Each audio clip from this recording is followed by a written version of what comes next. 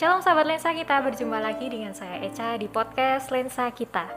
Di episode kali ini kita akan membicarakan tentang penyertaan Tuhan di dalam hidup kita, baik itu dari kehidupan kita, keseharian kita, bahkan rencana-rencana di dalam hidup kita. Nah, saat ini di studio sudah ada salah satu jemaat youth di GKMI Solo. Langsung saja kita berbincang dan sharing bersama dengan dia. Selamat datang Erika. Halo. Gimana kabarnya? Baik. Siapa kabar? Sehat semua. Nah, aku dengar Erika ini kamu dulu sempat kuliah di luar negeri ya, dan sekarang lagi kerja. Iya. Nah, satu-satu dulu nih, Erika ya. Kamu kuliah di luar negeri. Kenapa kok kamu kuliah di luar negeri? Kenapa nggak di Indo aja, nggak di Solo aja, atau Jogja yang deket-deket? Kenapa kok di luar negeri? Ada alasan tertentu nggak? Oke. Jadi sebenarnya dari dulu tuh udah ada kepengen gitu kuliah keluar gitu kan, kayak lihat tempat baru, merasakan hal-hal yang baru, apalagi kayak kalau di luar tuh kan pasti dengan pergaulan yang beda, suasananya beda, banyak hal yang beda kalau kita keluar gitu kan. Bukan berarti kalau kita di Indonesia pendidikannya jelek atau kenapa-kenapa, enggak ya, kayak bagus, cuman aku pengen sesuatu yang lebih gitu. Cuman dulu tuh pikirnya kayak ya udah nanti S2 aja, kalau ada kesempatan S2 ke luar negeri gitu kan. Cuman waktu itu aku SMA kelas 3 SMA kelas 12 itu ada satu edufair di sekolah itu, terus ada satu kampus yang datang, terus mereka kayak bilang ada beasiswa dengan syarat ini gitu kan. Terus waktu itu kebetulan aku kayaknya bisa tuh memenuhi syarat-syarat itu. Nah jadinya cobalah apply ke sana, apply ke situ, terus habis itu ada beberapa syarat lagi yang dibutuhin karena waktu itu juga masih awal-awal kelas 12 banget. Jadi masih tunggu nilai yang lainnya keluar, terus masih harus tes IELTS segala macem gitu kan. Terus ternyata sampai di akhir udah lewat semua, udah tes-tesnya segala macem udah beres, ternyata lolos. Oke. Gitu. Jadi seneng nggak? Ya pasti seneng lah. Pasti seneng. Oh berarti itu ya, pemikiran kamu ada pemikiran untuk pengen kuliah di luar negeri. Ada itu kebetulan, terus ada acara edufair di sekolah, dan kebetulan kamu memenuhi syarat untuk daftar, terus akhirnya daftar dan diterima. Jurusan apa, Erika? International Business Management. Internasional berarti itu di mana kuliahnya? Di Malaysia. Di Malaysia. Oh ya, nggak jauh ya. Itu berarti kalau Malaysia tuh pakai bahasanya bahasa Inggris, Mandarin, Melayu. Ya kalau di Malaysia di luar kampus itu sebagian besar tuh Melayu, Inggris sama Mandarin. Tapi kalau begitu masuk dalam kampus, karena aku di Chinese University kan, di Xiamen University Malaysia, terus di situ kebetulan banyak orang Malaysia tapi mereka keturunan Chinese gitu. Nah mereka banyak yang ngomongnya tuh pakai Mandarin. Jadi waktu masuk kampus pertama tuh semua ngomong Mandarin. Kamu ngerti nggak? Enggak sama sekali. Aduh. Berarti kamu di sana full English ya? Iya. Full bahasa Inggris. Dan kelasnya juga pakai bahasa Inggris pengantarnya? Iya, bahasa Inggris juga. Karena internasional juga ya? Iya. Kalau di sana memang semua jurusannya Inggris kecuali ada yang kayak traditional Chinese medicine sama ada yang Chinese studies, itu baru Mandarin. Oh, oke. Iya. Namanya juga tradisional, jadi Iya. harus pakai bahasa asli gitu.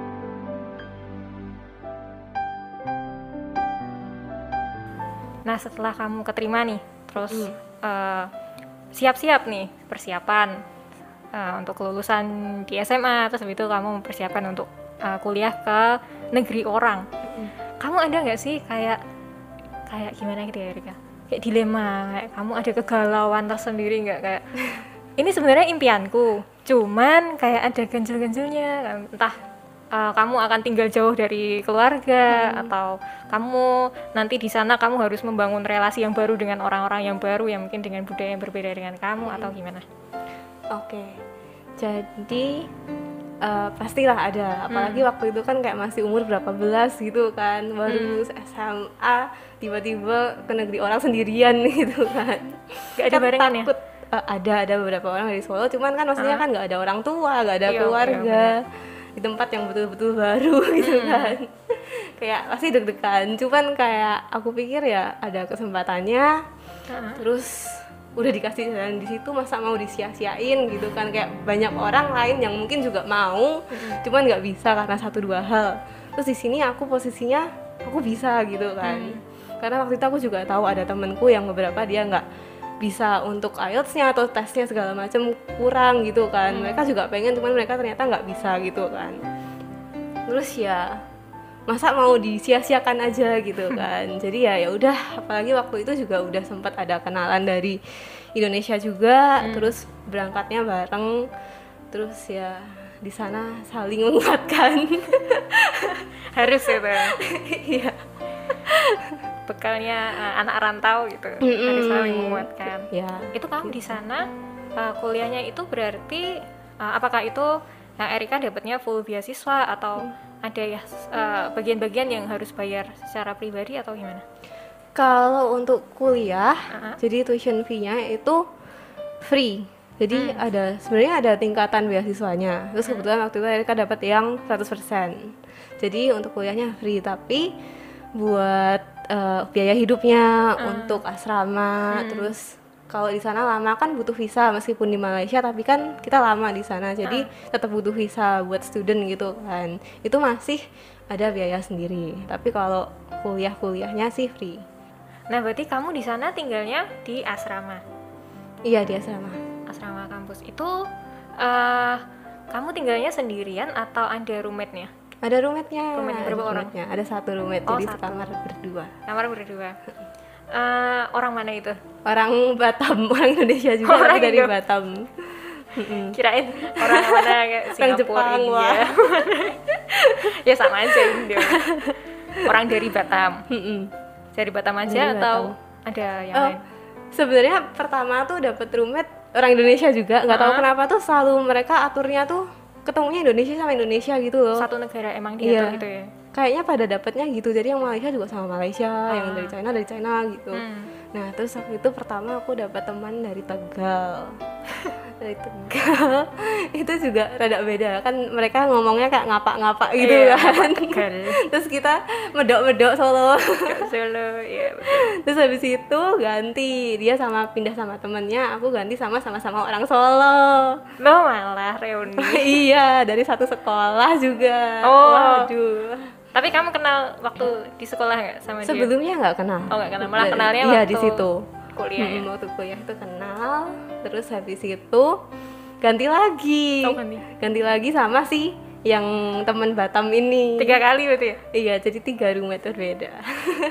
Nah, kamu selama ada 3 kali pergantian roommate itu meskipun sama-sama orang Indonesia, tapi kan pasti ada yang dari Batam, dari Tegal. Ya Solo pun juga kalau kita menganut keseharian dan budaya yang berbeda, pasti ada sebuah culture shock bagi kamu, nggak cuman untuk teman-teman roommate-mu, tapi juga ketika kamu perkuliahan di kampus, kamu bersosialisasi dengan teman-teman satu angkatanmu atau kakak tingkat, adik tingkat, dengan dosen dan lingkungan pergaulanmu di sana tuh, ada nggak sih Rick culture shock yang kamu alamin, budayanya yang beda banget?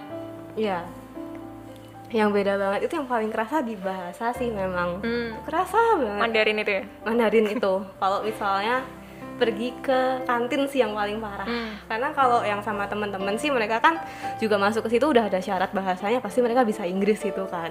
Sama dosen juga pasti mereka bisa Inggris. Tapi ketika kita ke kantin, terus misalnya mau beli makanan tuh, ada kayak auntie uncle yang mereka nggak bisa sama sekali bahasa Inggris, bisanya cuma Mandarin sama bahasa daerah China apa gitu kan.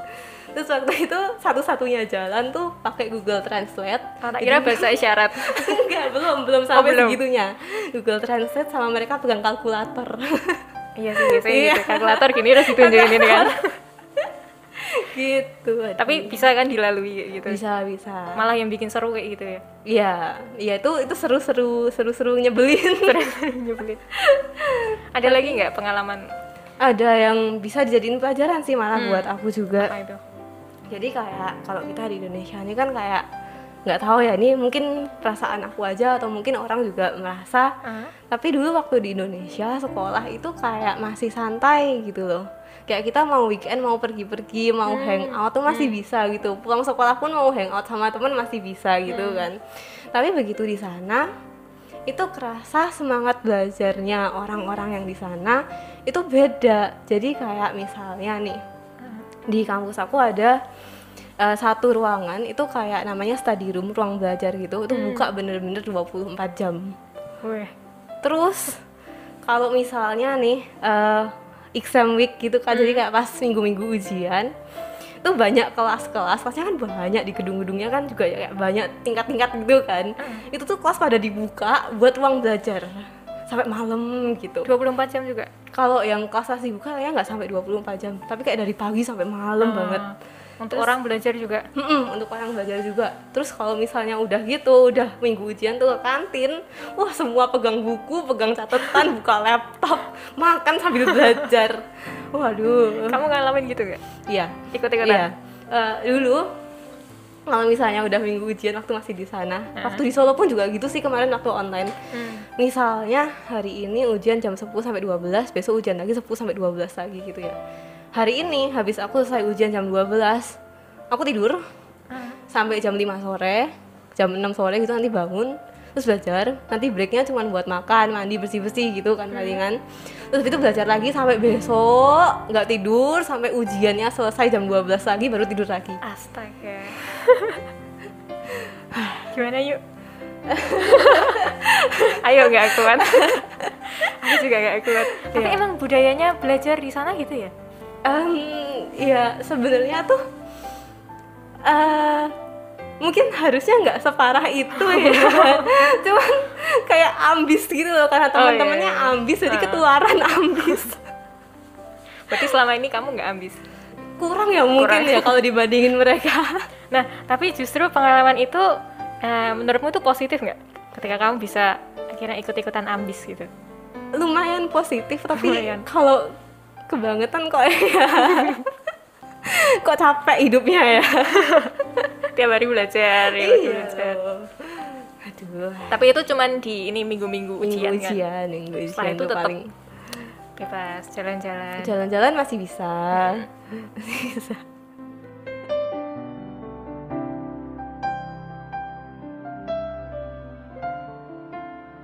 Nah, selain tentang yang ambis-ambis dan belajar, ada lagi nggak, Rik? Misalnya kayak kamu ada apa ya, kayak pembelajaran, oh ternyata budaya orang-orang di Malaysia tuh seperti ini. Yang awalnya mungkin mereka merasa kok anak ini berlaku seperti ini ya, nggak sesuai dengan budayaku gitu. Padahal kamu merasa bahwa ya budayamu di Indonesia tuh kayak gini. Ada nggak sih kayak apa istilahnya gesekan-gesekan gitu yang pernah kamu alamin? Sebenarnya ini aku agak bingung ceritanya gimana, kalau misalnya nanti nggak boleh keluar diikat aja. Siap. Jadi mungkin karena di situ aku tinggalnya di dekat kota besar juga ya. Di daerah mana itu?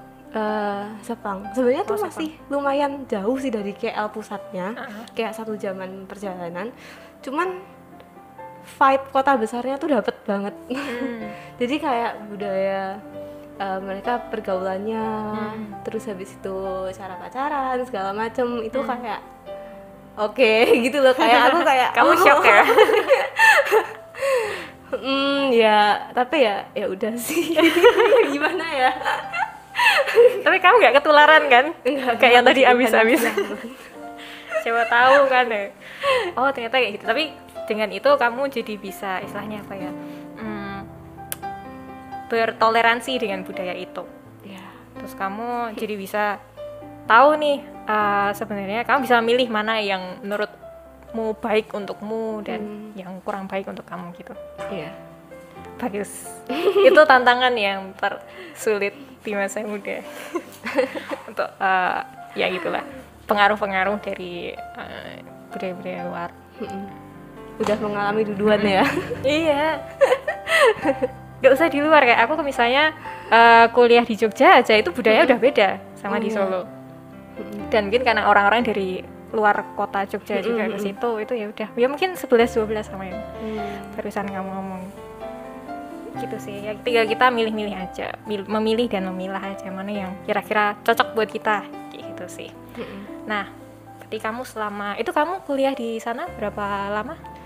Di sananya itu sekitar 1,5 tahunan berarti 5 semester kan 1 tahun 3 semester, aku 5 semester di sana.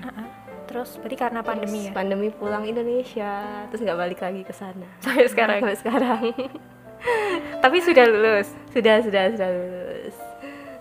Terus waktu lulus tetap di Indonesia? Iya, tetap di Indonesia. Gak ada graduation di sana? Gak ada graduation, online pun juga nggak ada. Oh gitu? Sedih banget. Gak ada rasanya kayak pakai toga, pakai gak ada. Gak ada, kasihan sekali kamu. Padahal itu salah satu impian anak kuliah. Iya kan, pakai toga. Udah direncana gitu outfitnya ini. Pakai kebaya. Iya. Foto keluarga. Ternyata nggak jadi. Gak apa kan kalau foto-foto gitu bisa sendiri. Iya. Ya. Iya. Kan type-nya beda. Oh, iya. Ya udah, semoga pandemi segera usai biar Erika bisa kembali ke kampus untuk foto. Iya toh. Nah tadi kamu kan udah cerita gimana perkuliahan kamu di sana, suka dukanya, culture shocknya kamu, terus gimana akhirnya Erika bisa kuliah di sana, dari awalnya pengen punya kemauan itu. Nah mungkin bagi sahabat lensa kita yang mungkin ada kemauan juga, bagi teman-teman youth yang mau lanjut untuk ke dunia perkuliahan atau mau lanjut S2 bahkan ya, ada nggak sih tips dari Erika untuk bisa mencari informasi, bahkan tips untuk bisa diterima untuk dapat beasiswa untuk kuliah di luar negeri? Oke. Kalau kita mau kuliah ke luar negeri, yang pasti kan pertama harus bisa bahasanya dulu. Itu penting sih, karena di kita pengantar sehari-harinya itu kan pakai bahasa lain gitu kan. Terus buat pergaulannya pun juga pakai bahasa lain. Jadi mungkin nggak bisa bahasanya. Jadi pertama bahasa dulu. Bahasa itu nanti kalau mau belajar bahasa sebenarnya bisa belajar sendiri. Karena sekarang kan banyak yang free course macam-macam, bisa belajar dari YouTube segala macam kan free gitu. Itu ya harus ditekuni. Nggak bisa kalau misalnya mau belajar bahasa belajarnya cuman sekali sebulan, itu nggak bakalan bisa. Gitu. Harus niat ya. Harus niat. Terus kalau mau cari info beasiswa, sekarang juga udah banyak yang ngasih info, banyak banget di Instagram mereka yang kayak kasih tips-tips juga tentang beasiswa, ngasih informasi beasiswa mana yang buka segala macam tuh bisa dicari sendiri juga. Terus kalau mungkin ada punya biaya lebih gitu kan istilahnya, bisa pakai jasa yang mereka bener-bener kayak bantuin kita untuk daftar, untuk bikin motivation letter segala macam. Itu mereka ada apa ya istilahnya, kayak agensi mungkin. Oh ada kayak gitu ya? Ya jadi kayak mereka memang membantu anak-anak yang mau cari beasiswa keluar, kuliah keluar gitu. Kamu buka itu nggak? Waduh, mau sih kayaknya lumayan ya. Lumayan loh itu. Lumayan. Kan alumni. Peluang bisnis. Iya benar.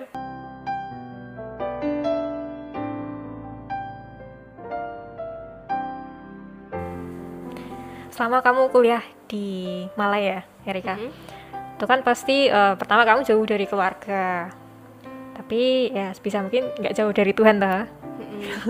Nah itu terus gimana sih caranya kamu bagi waktu antara tadi yang kamu sampai waktu ujian sampai ambis belajar gitu, antara waktu belajarmu, waktu dengan keluarga, dan terutama waktu dengan Tuhan di sana? Oke. Sebenarnya kalau di hari biasa itu kan semuanya cenderung stabil ya. Jadi kayak udah ada waktu kelas, udah ada jadwalnya, waktu belajar udah ada kira-kira jadwalnya gini. Terus habis itu biasanya kalau misalkan ada kuis, ada segala macam tuh udah dikasih tahu jauh hari sebelumnya. Biasanya kalau di sana tuh nggak yang tiba-tiba pertemuan lanjutnya kita kuis tuh nggak, tapi di pertemuan pertama biasanya tuh udah dikasih tahu kita kan ada kuisnya di sini. Jadi udah tahu duluan jadwal. Terus kalau buat Tuhan kan juga udah fix gitu, tiap hari jam segini itu kan udah kayak ya udah nggak bisa diganggu gugat gitu kan. Ngapain itu? doa. Oke. Kirain mau ngapain? Ngapain ya? Kirain kamu ke gereja Aku setiap bingung. hari. Gerejanya sejam. Doa tiap hari. Terus apa ya, kalau buat keluarga kan jauh, kan ya nggak ada yang waktu gimana ya. Siapa tahu Palingan- kamu seminggu sekali janjian setiap Sabtu malam teleponan, video callan atau gimana Oh, gitu. malah sebenarnya lebih sering sih kayaknya. Jadi kayak Daripada sama Tuhan. enggak lah, kalau magang kan tiap hari. Kalau sama keluarga tuh masih kayak hari ini kangen, besok enggak. Oh. Nanti besoknya kangen lagi. Iya sih, dimaklumi. Jangan-jangan kamu kuliah karena nggak pengen bebas dari Enggak segitunya. siapa tahu kamu pengen merasakan, tapi pengen merasakan ini kan, suasana selain tinggal di rumah. Kan kalau di Indonesia pun juga kemungkinan keluar kota sama aja, nggak tinggal di rumah gitu. Nggak kosan ya. Nah kan setelah kamu lulus dari kuliah di Malaysia, terus mengambil keputusan untuk tetap stay di Indo, pertama stay balik lagi ke Solo, terus akhirnya sekarang udah kerjanya juga di Solo. Ada nggak sih pergumulan yang Erika rasain? Kenapa kok akhirnya tetap memilih untuk bekerja di Solo atau tetap memilih stay di Solo? Kenapa nggak lanjut aja sih di Malai atau gimana gitu? Oke. Pertama itu pasti karena COVID. Oke. COVID kan, Alasan gara-gara COVID umum. jadi pulang gitu kan. Bener. Terus jadi magang di Indonesia, segala macam di Indonesia, terus paling gampang ya di Solo karena COVID juga, jadi kayak mobilitas mau keluar kota pun susah gitu kan. Terus habis itu waktu itu mungkin ada kayak pilihan lain, mau online gitu kan, work from home dan sebagainya. Waktu magang pun ada pilihan untuk itu, tapi kok kurang ngena gitu kalau misalnya work from home. Cuman ternyata kayak setelah sekarang ngantor juga kok kayak dulu waktu kuliah online juga enak gitu, kayak tetap aja ada kayak kurang lebihnya masing-masing, kayak nggak bisa dapet semuanya lah gitu kan.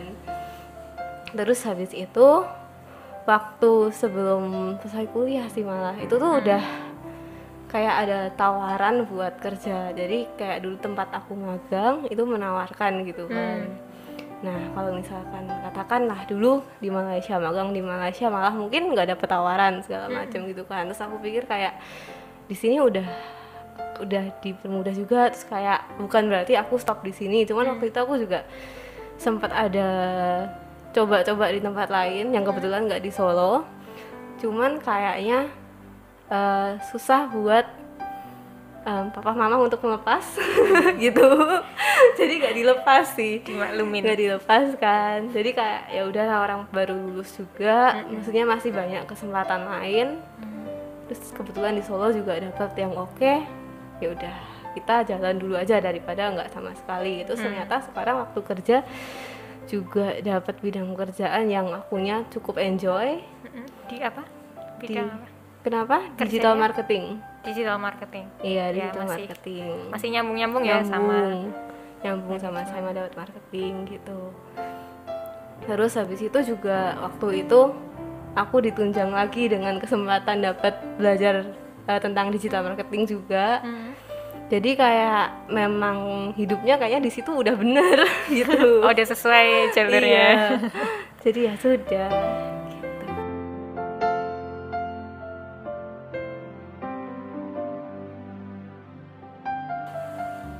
Ayat Alkitab yang mendasari episode kali ini terambil di Roma 8 ayat 28. Kita tahu sekarang bahwa Allah turut bekerja dalam segala sesuatu untuk mendatangkan kebaikan bagi mereka yang mengasihi Dia, yaitu bagi mereka yang terpanggil sesuai dengan rencana Allah. Tanggapanmu soal ayat ini gimana, Erika? Kalau dari ayat ini kan kita kayak udah jelas gitu, Tuhan turut bekerja gitu kan. Jadi kayak dalam setiap langkah kehidupan kita itu kayak dengan segala sesuatu yang aku udah achieve pun, yang udah aku berhasil dapatkan sampai beasiswa segala macam tuh kan, maksudnya kan nggak mungkin lah itu aku sendiri, kayak aku nggak sehebat itu gitu loh. Betul. Jadi ya pasti ada itu Tuhan yang kasih, pasti pasti ada orang-orang di sekitar kita yang Tuhan kirim untuk bantuin kita juga gitu. Iya, pasti Tuhan dalam setiap langkah hidup kita, dalam setiap rencana yang udah kita susun gitu ya buat kehidupan kita, tentu Tuhan akan menyertai itu. Dan bahkan ketika misalnya kita mengharapkan A, tapi ternyata Tuhan memberinya B, pertama mungkin kita akan kecewa, setuju nggak? Iya. Secara manusiawi itu. Tapi terus ketika kita menjalankan yang rencananya Tuhan tadi yang B, ternyata setelah kita menjalani itu kok ternyata juga enak gitu. Bahkan mungkin lebih dari apa yang sudah kita planningkan yang A tadi. Dan itu emang hal yang ingin Tuhan sampaikan kepada kita, bahwa Dia akan selalu menyertai kita meskipun itu bukan masuk di dalam perencanaan kita gitu kan. Nah, waktu perencanaan hidupmu yang dari kuliah sampai akan sekarang kerja di Solo juga, ada nggak sih kamu merasa bahwa oh iya emang ini nih momen yang Tuhan kasih ke aku, bahwa Tuhan itu menyertai aku dalam setiap langkah hidupku gitu? Oke. Sebenarnya kayak ini agak cheesy. Apa ya, kayak Cringe. banget kayak iya. Jadi kayak kalau orang akhir tahun gitu kan, kayak refleksi setahun terakhir gimana gitu kan. Terus waktu itu kayak di bulan-bulan November, Desember ya kan, awal akhir tahun, itu kayak aku baru mulai kerja juga. Terus kayak habis itu ya mikir gitu loh, tahun ini aku ngapain gitu kan. Tahun ini ngapain. Terus setelah aku pikir-pikir, tahun kemarin itu kan kayak banyak orang yang kesulitan karena COVID segala macam. Terus apalagi aku waktu itu masih online juga kuliah, masih skripsi sambil kelas. Habis itu udah pusing mikir kerjaan, belum lulus sudah pusing duluan gitu kan. Terus ternyata kalau dipikir-pikir lagi tuh, waktu aku skripsi juga dapet dosennya enak. Habis itu dibantuin temen-temen cari narasumber. Terus skripsi tuh benar-benar kayak lancar gitu loh, nggak ada yang sampai nangis-nangis kayak orang lain gitu, nggak ada. Terus habis gitu kebetulan dapat beasiswa lagi buat belajar digital marketing tadi. Terus habis itu sebelum apa ya, kayak udah mulai cari kerja juga, cuman kayak belum bener-bener kan karena belum lulus. Ternyata Tuhan kasih juga. Terus habis itu meskipun COVID, sempet kena COVID juga, tapi kayak masih sembuh, masih gak kenapa-kenapa, masih keluarga masih dilindungi semua gitu kan. Terus ternyata pulang ke Indonesia juga kayak bawa orang-orang baru dalam hidupku yang ternyata mereka juga pada akhirnya punya arti penting buat aku gitu. Jadi kayak ternyata meskipun tadinya rencana pengen di Malaysia terus 3 tahun, terus nanti kalau kerja di Malaysia aja gitu kan, ternyata karena sesuatu yang sebenarnya kayak negatif banget gitu kan, dipaksa pulang karena COVID gitu kan. Terus ternyata banyak hal baik yang bisa kita ambil. Terus apalagi kayak yang tawaran pekerjaan, dapat kesempatan belajar lagi, itu kan bener-bener kayak nggak apa ya, nggak kepikiran sebelumnya gitu. Kan kok ternyata dateng gitu kan, ya keren banget gitu. Kayak waduh, kalau anak sekarang tuh bilang kayak I don't deserve this gitu. Jadi kayak bener. Wah keren banget ya, makasih Tuhan gitu. Kayak aman hidupnya. Aduh.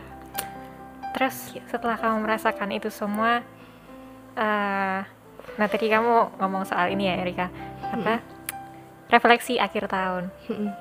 Berarti kamu ada resolusi nih di tahun ini, dan yang sesuai dengan perencanaan Tuhan dalam hidupmu untuk tahun ini. Kira-kira apa yang akan istilahnya apa yang akan kamu lakukan setelah kamu mendapatkan itu semua? Bahkan kamu tadi sempat ngomong bahwa I don't deserve this, any of this.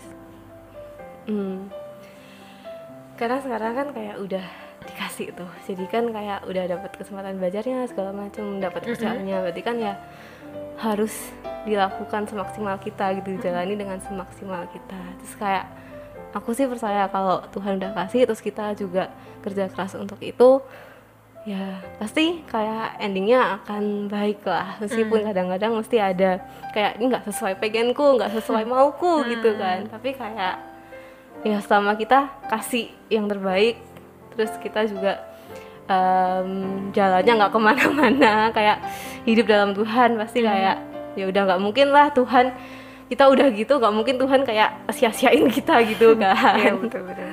Ya gitu, jadi ya sekarang lakukan yang terbaik dulu.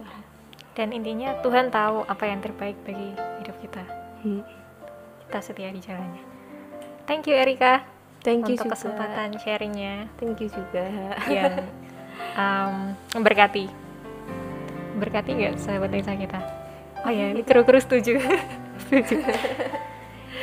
Sebuah insight yang menarik, yang bisa membuat memberi pengetahuan juga bagi kita gimana kehidupan, bagaimana belajar di luar negeri, kehidupan di sana, bertemu dengan budaya yang berbeda juga, dan bagaimana cara kita menanggapi atau menyikapi tentang apa sih rencana Tuhan dalam hidup kita, yang ada di setiap langkah hidup kita, yang meskipun secara manusiawi kita kayak kok begini sih, tapi ternyata memang itu jalan yang terbaik bagi hidup kita yang sudah Tuhan berikan bagi kita.